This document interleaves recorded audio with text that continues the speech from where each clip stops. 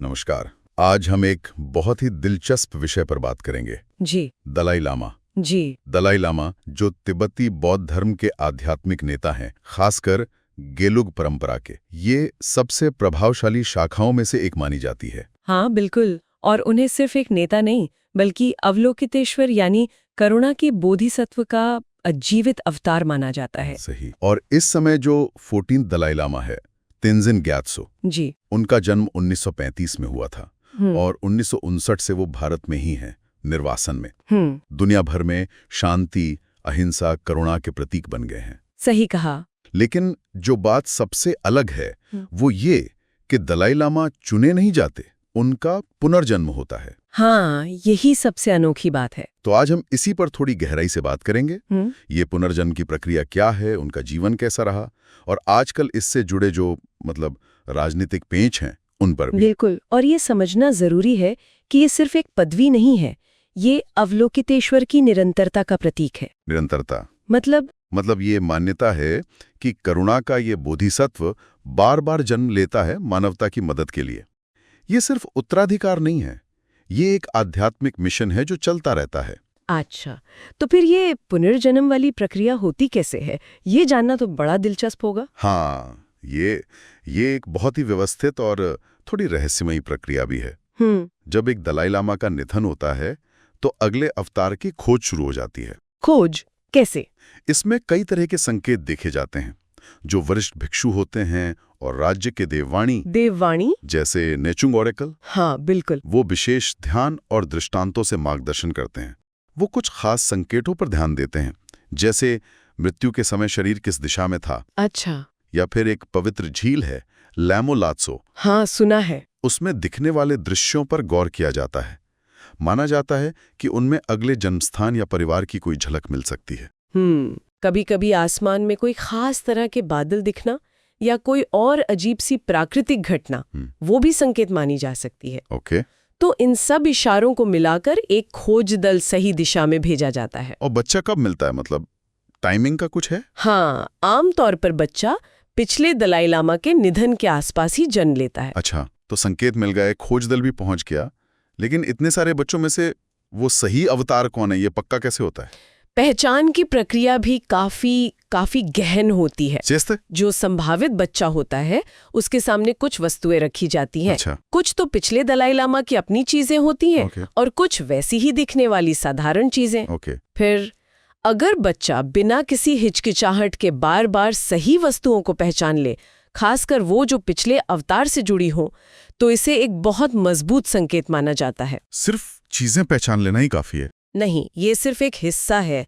असली पुष्टि तो कई वरिष्ठ लामाओं, मठाधीशों और हाँ, देववाणी की सहमति से होती है। अच्छा। और इसमें पारंपरिक रूप से पंचेन लामा की भूमिका भी बहुत अहम रही है। पंचेन लामा? हाँ, वो भी एक महत्वपूर्ण पुनर्जन्मित लामा है ना? जी हाँ। और पारंपरिक तौर पर दलाई लामा और पंचेन लामा वो एक दूसरे के पुनर्जन्मों को पहचानने में मदद करते आए हैं। जी। ये आपसी मान्यता इस पूरी प्रक्रिया को वैधता देती है। और यहीं पर आजकल मामला थोड़ा पेचीदा हो गया है ना, क्योंकि अब इस पूरी परंपरागत प्रक्रिया पर राजनीति का साया दिख रहा है। बिल्कुल सही कहा आपने। सबसे बड़ा तनाव तो चीन सरकार की तरफ से है। वो इस पारंपरिक आध्यात्मिक खोज और मान्यता की प्रक्रिया को उसको पूरी तरह नकारते हैं। उनका क्या कहना है? उनका दावा है कि अगले दलाई लामा को चुनने और मंजूरी देने का अधिकार चीनी कम्युनिस्ट पार्टी और उनके द्वारा नियंत्रित जो धार्मिक निकाय हैं उनके पास है। मतलब वो खुद चुनना चाहते हैं। जी, जाहिर है ये तिब्बत की स्वायत्तता और धार्मिक स्वतंत्रता पर एक तरह से नियंत्रण करने की कोशिश है। ये तो बड़ी गंभीर बात है। हाँ, और दिलचस्प बात ये भी है कि चुनौती सिर्फ बाहर से नहीं है। मतलब? खुद 14वें दलाई लामा ने इस संस्था के भविष्य पर गहरे सवाल उठाए हैं। उन्होंने क्या कहा? उन्होंने सार्वजनिक तौर पर यह संभावना जताई है कि शायद वो आखिरी दलाई लामा हो। सच में? हाँ, या फिर अगर उनका पुनर्जन्म होता भी है तो वो तिब्बत के बाहर होगा, किसी स्वतंत्र जगह पर, चीन के नियंत्रण से दूर। उन्होंने ये तक कहा है कि तिब्बती लोगों को खुद तय करना चाहिए कि उन्हें आगे दलाई लामा की संस्था की जरूरत है भी या नहीं। तो मतलब भविष्य काफी अनिश्चित सा लगता है। हाँ बिल्कुल। लेकिन इन सब चुनौतियों के बावजूद 14वें दलाई लामा की जो विरासत है वो तो बहुत मजबूत है। नोबेल शांति पुरस्कार मिला उन्हें 1989 में। जी, वो तो एक बड़ा सम्मान था, पर उनका दर्शन उससे कहीं ज्यादा गहरा है। उनका मध्य मार्ग का जो दृष्टिकोण है। हाँ, मध्य मार्ग, इसके बारे में थोड़ा और बताएंगे। ये चीन के साथ सीधे टकराव से बचते हुए तिब्बत के लिए वास्तविक स्वायत्तता की मांग करता है।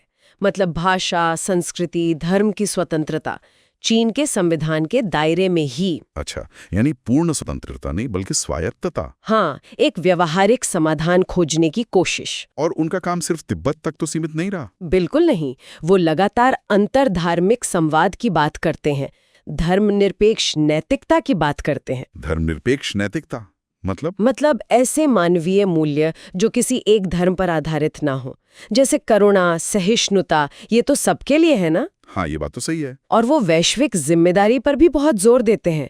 ये आज की दुनिया के लिए कितने जरूरी विचार हैं। हाँ, उनकी विरासत सिर्फ एक आध्यात्मिक नेता की नहीं बल्कि एक वैश्विक विचारक की भी लगती है। सही कहा, जो आधुनिक दुनिया की समस्याओं के लिए प्राचीन ज्ञान से समाधान निकालने की कोशिश कर रहे हैं। तो आज हमने समझा कि दलाई लामा की पहचान सिर्फ एक पदवी नहीं है, ये एक जटिल आध्यात्मिक और ऐतिहासिक परंपरा है। जी। पुनर्जन्म की वो अनोखी खोज, संकेतों की व्याख्या, बच्चों का परीक्षण, और अब इस वक्त पर मंडराता वो बड़ा सा राजनीतिक साया। हाँ, और अगर हम इसे थोड़ा और बड़े नजरिए से देखें तो ये सिर्फ एक व्यक्ति के उत्तराधिकार का मामला नहीं रह गया है।